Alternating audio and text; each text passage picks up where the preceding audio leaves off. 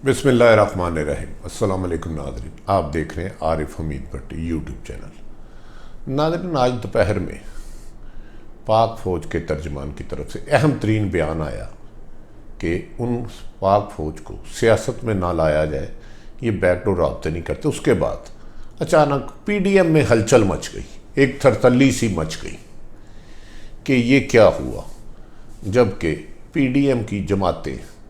बुलंद हुआ वाले दावे कर रही थी कि हमारे साथ राब्ते किए जा रहे हैं बैकडोर, हमें मिन्नतें की जा रही हैं, हमें कहा जा रहा है कि इमरान खान को चलने दिया जाए, और ये भी कहा जा रहा है कि अगर आप लॉन्ग मार्च करेंगे तो हम उसके नताइज देंगे। इसमें ज़्यादातर ग्रंटर थे मोहतरम साबिक सदर आसफ अली जरदारी। इसके बाद पाक फ़ौज के तर्जमान के बाद मरियम नवाज़ और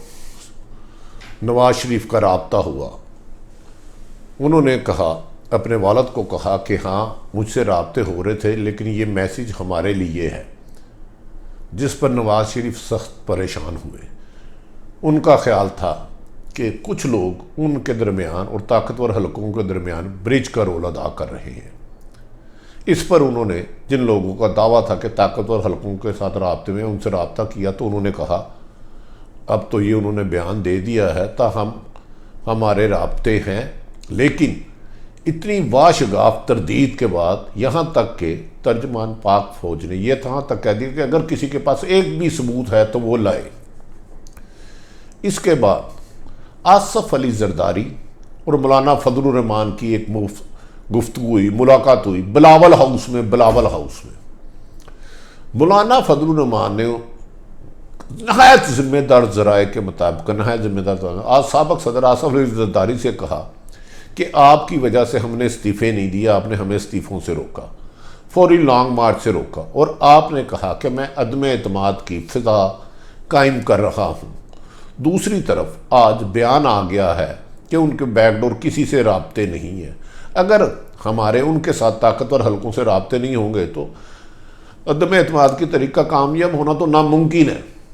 इस बयान के बाद आसफ अली जरदारी ने कहा कि आप मौलाना साहब सारी उम्र ज़ीरक सियासतदान हैं, आप ज़ीरक सियासतदान हैं, जब भी कोई राब्ते होते हैं क्या इसको कोई तस्लीम करता है? ताहम उन्होंने खाली सिर्फ इस पीड़ित का नहीं किया, उन्होंने पाक फ़ौज की मौजूदा जो हालत जंग में है, जो भारत है, उस पर भी गुफ्तगू की है, उन्होंने वैक्सीन पर भी गुफ्तगू की है, एक सरसरी उन्होंने जवाब दिया है। नाज़रीन, DGISPR ने जवाब क्यों दिया,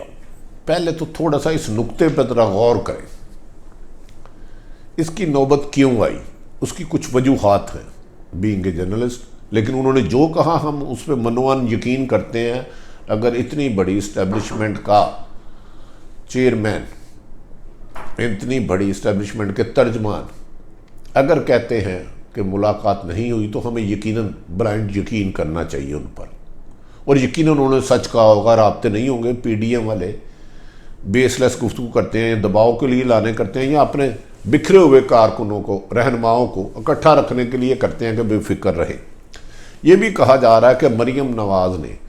जब 5 फरवरी को ये बयान दिया था कि इमरान खान के बड़े उनसे राब्ते कर रहे हैं, मिन्नतें कर रहे हैं,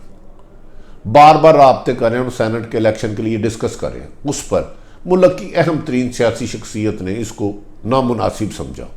और अपने करीबी दोस्तों को बुलाकर कहा, अपने करीबी दोस्तों को बुलाकर कहा, ये मरियम जो कह रही है और आसफ अली जरदारी सब जो अदम एतमाद की कह रही है, ये कोई ना कोई कहीं खिचड़ी पक रही है, आप चेक करो। कहा जाता है कि मुल्क की अहम तरीन सियासी शख्सियत जो रूलिंग जमात की है, उन्होंने कहा कि ये मरियम नवाज़ बिला वजह नहीं कह रही। आसफ अली जरदारी का कॉन्फिडेंस बता रहा है कि इनके किन किन से राब्ते हैं, किन किन सियासी जमातों से राब्ते हैं, इसको छानबीन करें, और इसका उन्होंने नाराज़गी का इजहार भी किया। खैर यकीनी बात है, एक आदमी इक़्तिदार में हो और उसके पास अदारे हो, और वो अपोजिशन उस वक़्त की PDM जो इस्टेब्लिशमेंट के ख़िलाफ़ भी हो, हुकूमत के ख़िलाफ़ भी हो, अदलिया के ख़िलाफ़ भी हो, अचानक वो ये बयानिया अपना ले कि हमारे खुफिया राब्ते हैं, बैकडोर राब्ते हैं, इमरान खान बहुत जल्द हुकूमत में नहीं रहेगा, तो उनकी तशवीश भी अहम है। ताहम इसके बाद बहरहाल आज उन्होंने रूटीन में एक बयान दिया मोहतरम तर्जमान साहब ने, तो उन्होंने कहा कि फ़ौज के किसी से इस्टेब्लिशमेंट से ना राब्ते थे ना हैं, वो सिर्फ अपनी प्रोफेशनल जिम्मेदारियां अदा कर रहे हैं, उन्हें सियासत में ना घसीटा जाए। नाज़रीन, आज मौलाना फजलुर रहमान ने यही शिकवे इस बयान के बाद मौलाना आसफ़ अली ज़रदारी से किए, तो उन्होंने जवाब दिया, आप बेफिक्र रहें, आप उनके बयानात को जवाब देने की ज़रूरत नहीं है, इस पर आप खामोश रहें। बल्कि उन्होंने कहा यह जा रहा है कि आसफ़ अली ज़रदारी ने PDM के सदर मौलाना फजलुर रहमान समेत दीगर 11 जमातों को कहा है कि तर्जमान के इस बयान पर उन्हें कोई रिएक्शन देने की कतन कोई ज़रूरत नहीं है,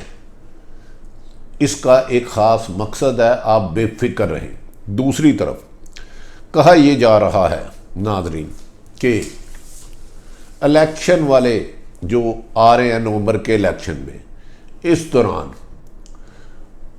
भी सेनेट के लिए आइंदा चेयरमैन सेनेट के लिए भी पीपल्स पार्टी, नून लीग, मौलाना फजलुर रहमान, अख्तर मैंगल, ANP, महमूद खां अचकज़ई और दीगर जमातें मिलकर अपना चेयरमैन लाने के लिए मुज़ाकरात तेज़ कर दिए गए हैं। क्योंकि इमरान खान के कुछ लोग रिटायर हो रहे हैं, कुछ आ रहे हैं, लेकिन उनकी 28 से 29 टोटल सीटें बन सकती हैं सेनेट में अगर उनका एक बंदा भी लूज ना हो, लेकिन 52, 53 वो नहीं बना सकते। यही भी कहा जा रहा है कि सेनेट में चेयरमैन आइंदा आने वाले दिनों में जब भी सेनेट के इलेक्शन होते हैं तो चेयरमैन पीपल्स पार्टी का, नून लीग का, अख्तर मैंगल का, ANP का, महमूद खां अचकज़ई का मिलकर बनाएंगे। क्योंकि इमरान खान मौजूदा से अगर उनके साथ करीबी मरासम है, उनका इत्तेहाद है, तो वो काफ लीग का उनके पास सिर्फ एक है, MQM का वो 4 हैं। अगर 28 या 29 उनके और वो 5 मिला के भी 35 बनते हैं, तो तवक्को ये आसफ़ अली ज़रदारी ने उन्हें यकीन दहानी कराई है कि चेयरमैन सेनेट भी हमारा होगा और ये आप बेफिक्र रहें जी। तो उस पर उन्होंने ये खदशा जाहिर किया कि पहले जब अदम एतमाद लाया गया तो हमारे लोग 64 की जगह 51 रह गए, तो उन्होंने कहा इस दफ़ा ऐसा नहीं होगा। नाज़रीन, ऐसा लगता है कि अपोजिशन और जैसे ही उनकी जमात में इंतशार पैदा हो रहा है और उन्हें ऐसा लगता है कि इमरान खान की हुकूमत गिराना उनके लिए मुमकिन नहीं रहा बल्कि नामुमकिन हो गया है, मुश्किल हो गया है, उस पर उन्होंने अपने रहनुमाओं, अपने अरकान असम्बली को इकट्ठा रखने के लिए ये प्रोपोगंडा शुरू कर दिए हैं कि ताकतवर हल्के उनकी मिन्नतें कर रहे हैं, जबकि वाज़िया इस बयान के बाद कि ना ताकतवर हल्के सियासत में आते हैं, ना उनका रोल है, ना ही इस किस्म का अपोजिशन की PDM की किसी भी जमात से उनका है। तो बज़ाहिर ऐसा लगता है कि मरीम नवाज़ अपनी जमात की टूट फूट मौलाना फजलुर रहमान का उन्हीं की जमात में अदम एतमाद आने के बाद अपने लोगों को धोखा देने के लिए या अपने लोगों को साथ रखने के लिए कि वो इनका साथ ना छोड़ जाए सेनेट में, दूसरी तरफ वोट ना दे दें, ताकतवर हल्कों का नाम इस्तेमाल करके, कंधा इस्तेमाल करके आगे जाना चाहते हैं। बाहम गैर जानिबदार हल्कों का ये कहना है कि अगर आप PDM मार्च में जो उन्होंने डेट दी है 26 मार्च लॉन्ग मार्च की, अगर 1.5-2 लाख के करीब लोग ले आते हैं तो इन हालात में हुकूमत के लिए सख्त मुश्किलात होगी। और हो सकता है माजी की निस्बत जब मौलाना फजलुर रहमान धरना लेकर गए थे, ताकतवर हलकों की इमरान खान साहब को वो हमायत हासिल ना हो या इतनी ओपन हमायत हासिल ना हो, ताहम उनका तो एक ही वाज़िया है कि इस्टेब्लिशमेंट का हम आइन और कानून के मुताबिक अपना किरदार अदा करते थे, करते रहेंगे। हम किसी एक जमात को डिफेंड करने या किसी एक को शिकस्त देने के लिए नहीं आए। नाज़रीन, अब सियासी शऊर का है कि इमरान खान साहब मज़ीद अपने इत्तेहादी बनाएं, जिन लोगों से उनकी नाराज़गी है अपनी कबीना को में रद्दोबदल करके ऐसे सेनेटर लाएं जिन पर उनके लोग, उनके मेंबर सूबाई असम्बली वोट देने पर रजामंद हो। ऐसा ना हो कि वो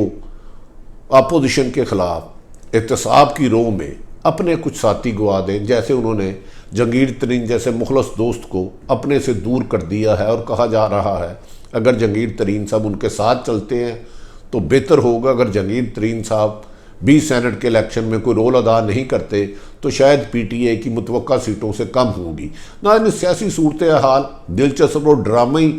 राउंड में जा चुकी है। कब किस वक्त क्या बदल जाए, कौन किसके साथ मिल जाए, लेकिन इस वक्त जो वाहिद उम्मीद थी कि पाकिस्तान में करप्शन का खात्मा होगा, गुड गवर्नेंस होगा, इमरान खान पर बहुत ज़्यादा भारी जिम्मेदारी आ गई है कि वो अपने चंद खुशामदी साथियों की बजाय ऐसे दोस्तों को, साथियों को पार्टी में शामिल करें जो लोगों के लिए बेहतर हो और कानून साजी करे और महंगाई को मिनिमम किया जाए, करप्शन का खात्मा किया जाए। आरिफ हमीद भट्टी ने खुफिया होने वाली मुलाकातें और आइंदा सेनेट की स्ट्रेटेजी पर आपको कहा कि अगर आरिफ हमीद भट्टी का यूट्यूब चैनल आपको पसंद आए तो इसे सब्सक्राइब करें, अपने इर्द गिर्द रहने वालों की खुशियों का ख्याल रखें, किसी की तकलीफ का बायस ना बने। पाकिस्तान जिंदाबाद।